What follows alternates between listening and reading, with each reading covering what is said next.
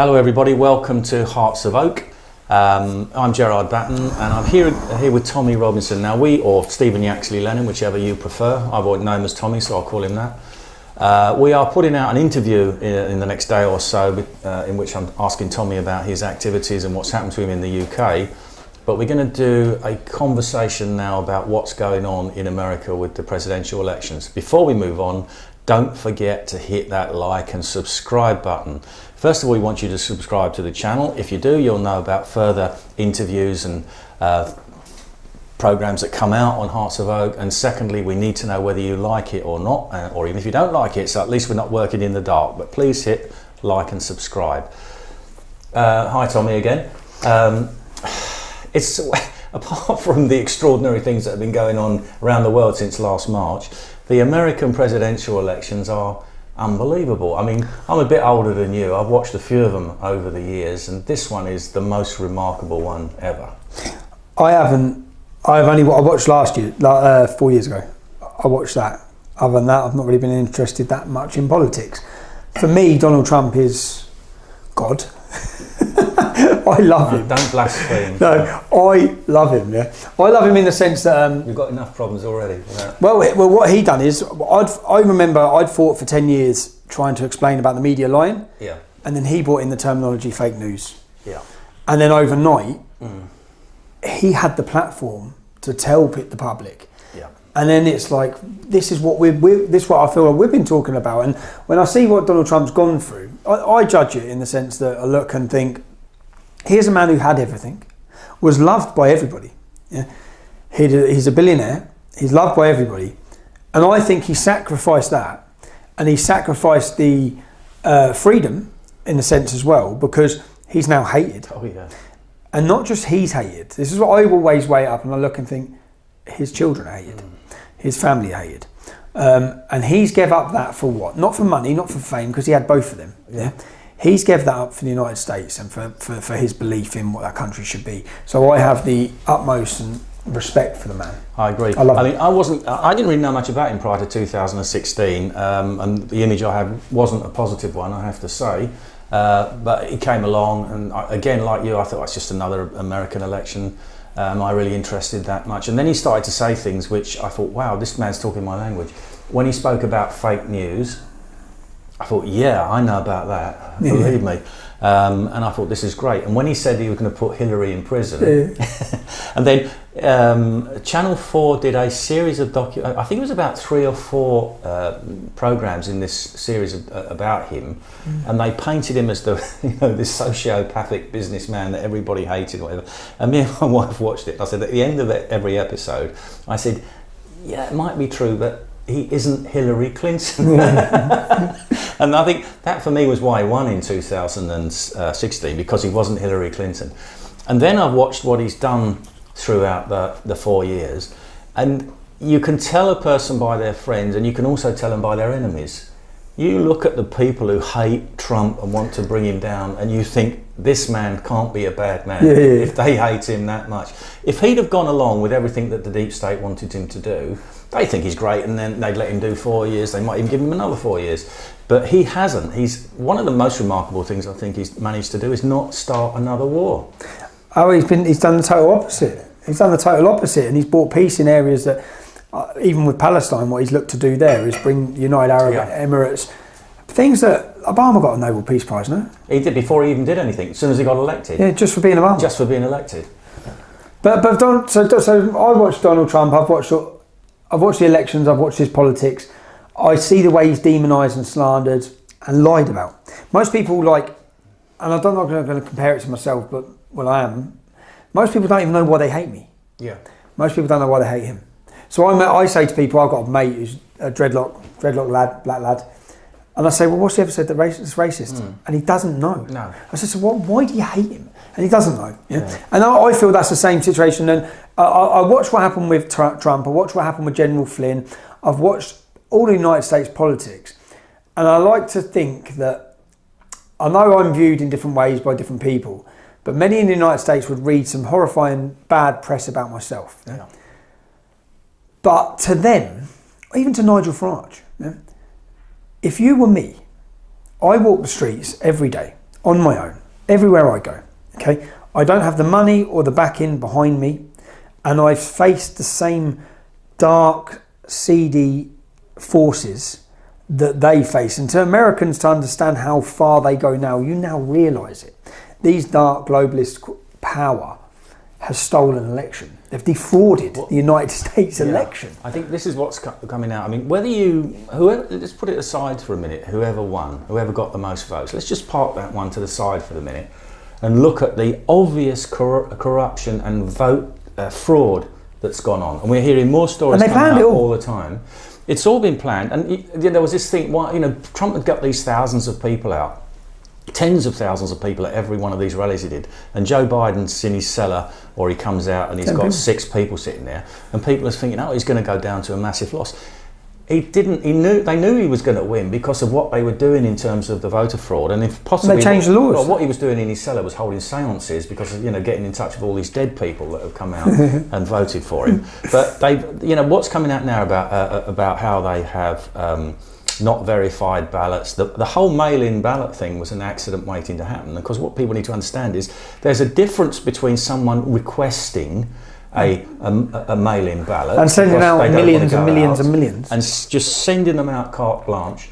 They haven't been checked when they come in. And a very interesting thing I saw this morning, I was watching Sebastian Gorka's programme, and he had a chap on there saying that normally in elections the mail-in ballots at least will have a 1 to 10% failure rate because people don't fill them in properly. And I know, I've been a candidate in lots of elections. You'd be amazed how many people can't get across into one square. And so you can imagine in mail-in ballots where you have to put your name, you have to put other details, it can go wrong. So this 1% failure rate which they've got, it'll be anything between that in every state. Suddenly, in these states where the votes are being contested, it's gone down to 1% or less, which immediately tells you that there's something up, there's something wrong. And what I say about this is that, the more I've seen of Trump, the more I like him. And I don't mean you have to like his style or the way he does something. He's a one-off. But the way I think, and I might be wrong, but he's the only president I've seen in my adult life who actually seems to care about ordinary people. And if they steal this election from him, it isn't just an American election. This is about all of us. Yeah, control for the world, the future elections. Because the people who want to get rid of them, the deep state, the globalists who want to bring in the new world order and the great restart, these are the people that are going to be in control. So it's literally, he is the only thing standing between us and them. And if he's gone, we're on our own. It's worrying. That's how. I'm very frightened about what's going on, because we can already see what's happening with the pandemic scam, with forced vaccinations on the horizon, and they won't be forced in the sense that they'll come around and hold you down and give it to you. You won't be able to function. You'll need a health passport in order to do anything. This is how they will force it on people. When I saw COVID, and then a lot of the Democrat cities started demanding mail-in ballots, which is easy for fraud. Yeah. If mail-in ballots, and they don't want anyone to sign, there's no signatories, why not? They don't want people needing ID, why not? It's like, would you get people to a drug test by mail?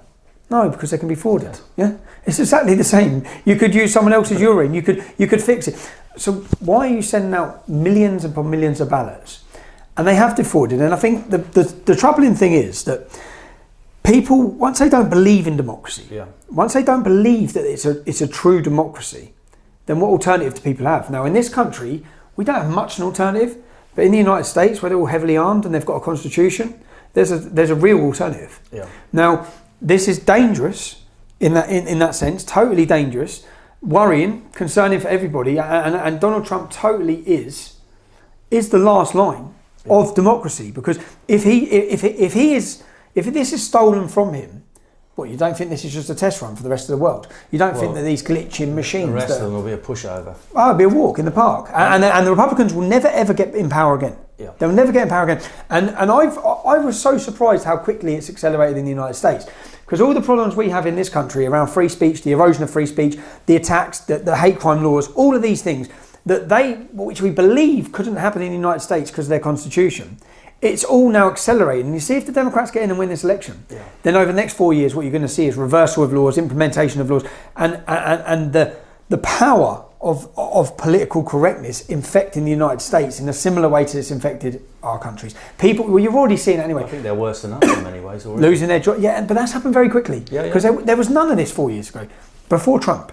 Before Trump, I'd say when I first started talking to Pamela Geller and Robert Spencer, they were my inspiration in talking about Islam at times, when I started looking into it and reading all about it.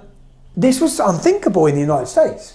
This was unthinkable. And then here we are, just, a decade on? Well, I think there's two elements to this. First of all, there is the organised fraud itself, which is bad enough. But then there is the complicity of the media in denying it's happening. I mean, in America, it's big time, And over here, I don't watch the mainstream media anymore at all, because there's just no point. But this morning, I came downstairs. My wife had the breakfast thing on, so the news came on. BBC One.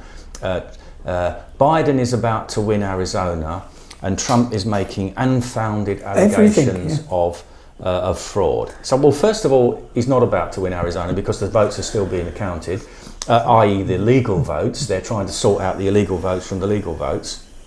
And secondly, you can't say the allegations are unfounded, because even if Trump proves to be loses and didn't get all the votes he thinks he got, there's still been massive fraud. Massive. There's still been massive fraud. It's so obvious. And this is what I think is so worrying, the way we don't have even a semblance of an independent media anymore. Well, what you're witnessing, because Fox News have messed up massively, but what you're witnessing is the emergence of new media, which we're on the brink of something devastating or fabulous. If Trump overturns this and proves the fraud, the trust in general, the red pilling that's going to happen over this in the trust, when people have seen the media lie, they've seen the machine of the big tech.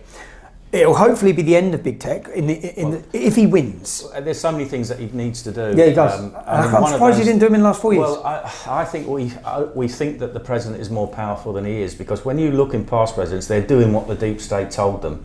They're going to war in Iran and Iraq, and Afghanistan or whatever. So long as they're being good boys and doing what they're told, they appear powerful, because all they're doing is carrying out the orders of the people who control them. Trump's gone against that, and I think that he has much less power, or the president has much less power than we actually give them credit for. But one of the things that he's got to do, and we could all make a list of things we want to do. Finish Twitter. But what he's got to do is bring in kind of antitrust laws, which is what they did at the beginning of the beginning of the 20th century, when they broke up the oil companies and made them, sell off lots of their interests, because they were just getting too big. And he needs antitrust laws regarding big tech like Twitter and Facebook and all this, and force them to actually sell off parts of their business and become more diverse, because at the moment they've got no real competition. And he needs to join Parler.